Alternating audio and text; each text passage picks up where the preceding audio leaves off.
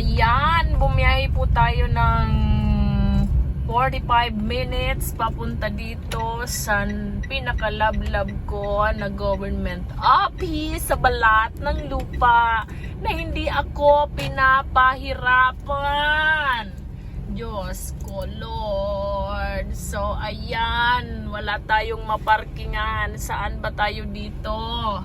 Wala. Ayan, tingnan nyo, ang dami na namang tao. Madaming tao masyado. So, saan ba tayo dito pa-park? Naku po! Kayo po ay uuwing luhaan dyan. Katulad ng nangyari sa akin. Exit na, wala pang ang nakuha. Exit ka na, wala ka pang ang nakuha. Hanap muna tayo kahit saan dito sa gilid-gilid ng pwedeng mapagparkingan. Friends, Diyos ko, ang haba na masyado. So maglalakad pa ako ng malayo. Naku po! Ano ba yan?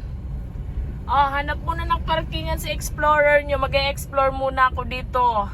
Lord, patawarin mo po ako.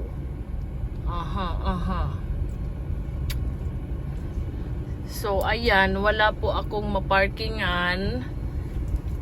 Sige na, hanap muna ako. Bye-bye. Ayan po, so pagkatapos ng 5 taon, nakuha ko na rin ang nahanap ko sa lugar na ito. At hindi na ako babalik dito.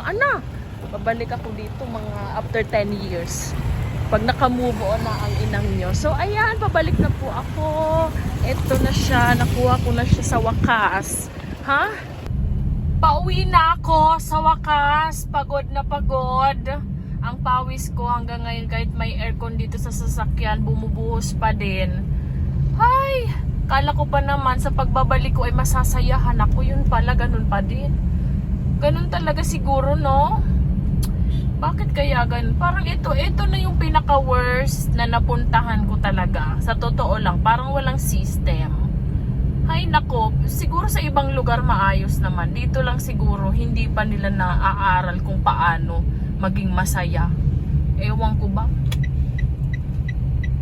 Kasi kapag masaya ka, magagawa mo naman ng tama yung trabaho mo. Ano po? Siguro tama naman sila, yun nga lang. Ewan ko, hindi ko mawari kung bakit ganun ang na-experience ko sa kanila. Siguro yung iba dyan, maayos naman ang naging experience nila sa gobyernong yun.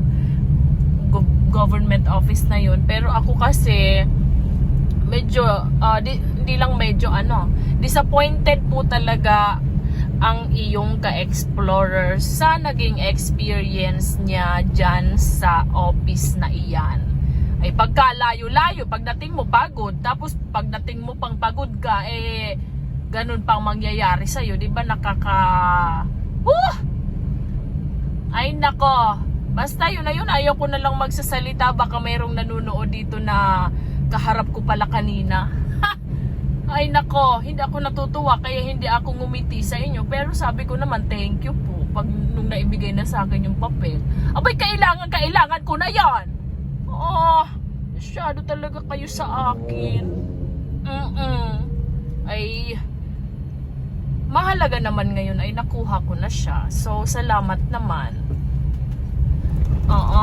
Di na lang ako magsasalita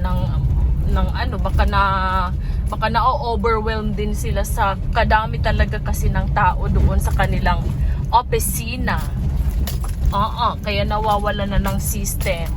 Daming tao na naman ngayon. Sana lahat sila ay maayos ang maging experience. Yun ang wish ko sa kanila.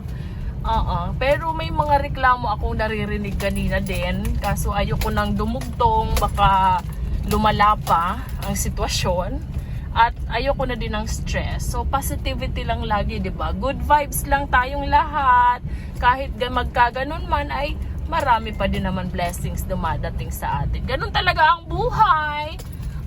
Sige, uwi na muna ang driver na Explorer ninyo. Bye-bye! Love you all! Kita nyo yan na napawis yan. Wag yung pores ha. Tsaka wag yung ilong. Pawis ang pinapatingnan ko sa inyo. Tingnan nyo.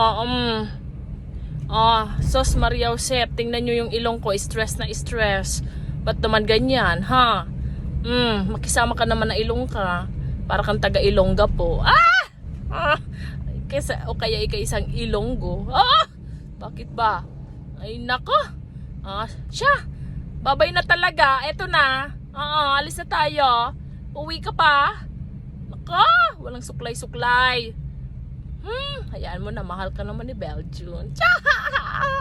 Importante, mahal na mahal ka ng asawa mo. Sige na, sige na. Paalam. Mwah, mwah.